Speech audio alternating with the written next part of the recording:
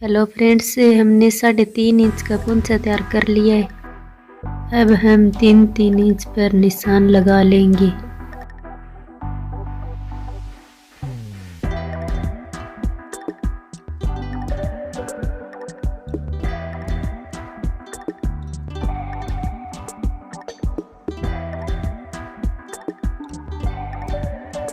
इसके बाद इन लाइनों को मिलाकर बॉक्स बना लेंगे। अब इस पर सिलाई करेंगे।